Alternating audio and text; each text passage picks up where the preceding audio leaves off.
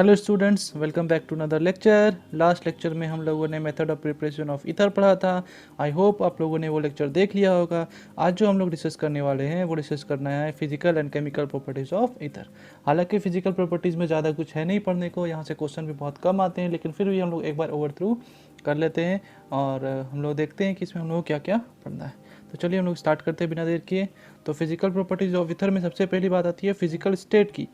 तो dimethyl ether और ethyl methyl ether जो होते हैं वही सिर्फ क्या होते हैं, गैसियस फॉर्म में होते हैं। आपको याद रखना है कि dimethyl ether and ethyl methyl ether जो होते हैं वो कैसे होते हैं, गैसेस के फॉर्म में होते हैं। जबकि बाकी के सारे ईथर जो होते हैं वो वोलाटाइल लिक्विड्स होते हैं। वो कैसे होते हैं, वोलाटाइल लिक्विड। और मैंने पहले ही बताया कि ईथर्स के क्या होते हैं, कैरेक्टरिस्टिक स्मेल होते हैं। हर ईथर का अपना एक अलग तरह का क्या होगा, स्मेल होगा। तो आपको बेसिकली इसमें 2 पॉइंट्स याद रखने वाले हैं कि एक जो है वो डाईमिथाइल ईथर वाला और एक इथाइल मिथाइल ईथर। तो डाईमिथाइल ईथर और इथाइल मिथाइल ईथर कैसे होते हैं, गैसेस होते हैं। जबकि बाकी के सारे कैसे होते हैं, वोलाटाइल लिक्विड होते हैं और उनका अलग अलग स्मेल होता है, यानी कि कैरेक्टरिस्टिक स्मेल होता है। दूसरी बात आती है बॉइलिंग पॉइंट की। तो बॉइलिंग पॉइंट जो होता है वो आइसोमेरिक अल्कोहल से ईथर का कम होता है। ये हम लोगों ने अल्कोहल के फिजिकल प्रॉपर्टीज़ में डिस्कस किया था। ये अल्कोहल का बॉइलिंग पॉइंट बाकियों से किससे किससे बताया था ना, हैलोजन से, अल्काइल हैलाइड से, ईथर से, है ना, अल्डिहाइड कीटोन, इन सब से क्या होता है, ज़्यादा होता है। क्यों होता है, तो बताया था क्योंकि वहाँ पे क्या होता है, हाइड्रोजन बॉन्डिंग हो रही थी। लेकिन ईथर के केस में ऐसा कुछ पॉसिबल नहीं है, हाइड्रोजन बॉन्ड बनने की पॉसिबिलिटी नहीं होती है, क्योंकि आपके पास क्या है, ROR, और इसके पास हाइड्रोजन बॉन्ड बनाने की पॉसिबिलिटी नहीं है। ठीक है ना, इस अल्काइल पार्ट होने की वजह से। अगर ये अल्काइल पार्ट बहुत छोटा है तो थोड़ा बहुत हाइड्रोजन बॉन्डिंग पॉसिबल हो पाएगा, क्योंकि रिपल्सन इसके पास नॉन पोलर पार्ट जो है, ये जो नॉन पोलर पार्ट है ये क्या होगा, थोड़ा छोटा होगा, तो पोलैरिटी क्या होगी, थोड़ी ज़्यादा होगी, जिसकी वजह से क्या होगा, थोड़ा बहुत हाइड्रोजन बॉन्डिंग बोल रहे हैं, वहाँ पर हाइड्रोजन बॉन्डिंग तो शो नहीं करेगा, लेकिन वहाँ पोलैरिटी की जनरेट होने की वजह से क्या हो सकता है, डाइपोल डाइपोल इंटरेक्शन हो सकता है, तो वहाँ पर इस तरह का शो करेगा। लेकिन इन जनरल अगर आपसे क्वेश्चन आता है कि बताइए भाई ईथर की बॉइलिंग पॉइंट कम होती है किससे, आइसोमेरिक अल्कोहल से, तो आप आंसर क्या लिखेंगे, क्यों, क्योंकि ईथर्स जो होते हैं उनकी बॉइलिंग पॉइंट कम इस वजह से होती है क्योंकि अल्कोहल की तरह, अनलाइक अल्कोहल, ईथर मॉलिक्यूल्स जो होते हैं वो नहीं होते हैं एसोसिएटेड किससे, हाइड्रोजन बॉन्डिंग से। ईथर मॉलिक्यूल्स जो हैं वो हाइड्रोजन बॉन्डिंग से एसोसिएटेड नहीं होते हैं। जबकि अल्कोहल्स क्या होते हैं, एक अल्कोहल दूसरे अल्कोहल से जुड़ा होता है, जबकि एक ईथर दूसरे ईथर से यहाँ पर जुड़ा हुआ नहीं होगा, जिसकी वजह से क्या होगा, इसको बॉईल करना क्या होता है, आसान हो जाता है, तो इसका बॉइलिंग पॉइंट क्या होगा, कम होगा। लेकिन हाँ, एक बात का ध्यान रखेंगे, कौन सा अल्कोहल की बात हो रही है, आइसोमेरिक अल्कोहल की, है ना, मतलब क्या होना चाहिए, मॉलिक्यूलर फार्मूला सेम होना चाहिए, नहीं तो जिसका मॉलिक्यूलर मास क्या हो जाएगा, ज़्यादा, तो क्या होगा, उसका बॉइलिंग पॉइंट भी क्या हो जाएगा, ज़्यादा।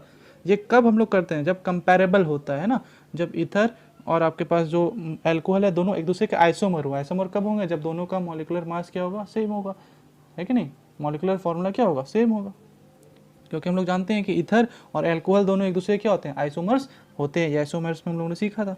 तो अगर आपके पास आइसोमेरिक अल्कोहल है और ईथर है तो क्या होगा भाई, हम लोग क्या देखेंगे कि हमेशा किसका ज़्यादा लिखेंगे, अल्कोहल का। ठीक, आई होप आपको समझ में आ गया होगा कि अगर सेम नंबर ऑफ कार्बन है और सेम नंबर ऑफ ऑक्सीजन है, सेम नंबर ऑफ हाइड्रोजन है, मतलब क्या, दोनों एक दूसरे के आइसोमर्स हैं। तो अगर दोनों एक दूसरे के आइसोमर्स हैं तो उस केस में आप क्या याद रखेंगे कि भाई अल्कोहल का ज़्यादा होता है। क्यों, क्योंकि एक अल्कोहल दूसरे अल्कोहल से हाइड्रोजन बॉन्डिंग के थ्रू जुड़ा होता है, जबकि ईथर में ऐसा पॉसिबल नहीं है। ईथर तो हाइड्रोजन बॉन्डिंग बना ही नहीं सकता। हाइड्रोजन बॉन्डिंग किसको कहते हैं, सब तो पता रखा है मैंने। तो ईथर के केस में हाइड्रोजन बॉन्डिंग पॉसिबल नहीं है, इस वजह से इसका बॉइलिंग पॉइंट क्या होता है, कम होता है। आई होप आपको ये बात समझ में आ गई होगी। चलिए हम लोग लास्ट पॉइंट की तरफ पढ़ते हैं, जो क्या है, सॉल्युबिलिटी।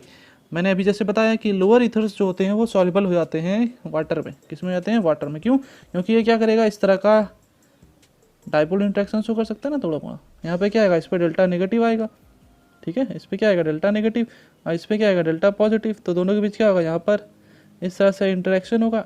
तो क्या होगा, यहाँ पर आपके पास वीक डाइपोल डाइपोल इंटरेक्शन होने की वजह से यहाँ जो, अगर आपके पास आर क्या है, बहुत छोटे अल्काइल पार्ट्स होंगे, मतलब अगर आपके पास लोअर ईथर्स हैं, तो उस केस में क्या होता है, सॉल्युबिलिटी थोड़ी बहुत हो जाती है। अदरवाइज क्या हो जाता है, वाटर में इनसॉल्युबल। जैसे जैसे ये अल्काइल पार्ट बड़ा होता जाएगा वैसे वैसे ईथर क्या होता जाता है, इनसॉल्युबल होता है। ईथर कैसा होता है, तो बेंट होता है। क्यों बेंट क्यों होता है, क्योंकि ये कैसा है, इसकी हाइब्रिडेशन निकाल सकते हैं ना लोग, ये कैसा है, sp3। लेकिन sp3 के केस में क्या है, इसके पास कितने लोन पेयर्स है, 2 लोन पेयर्स हैं।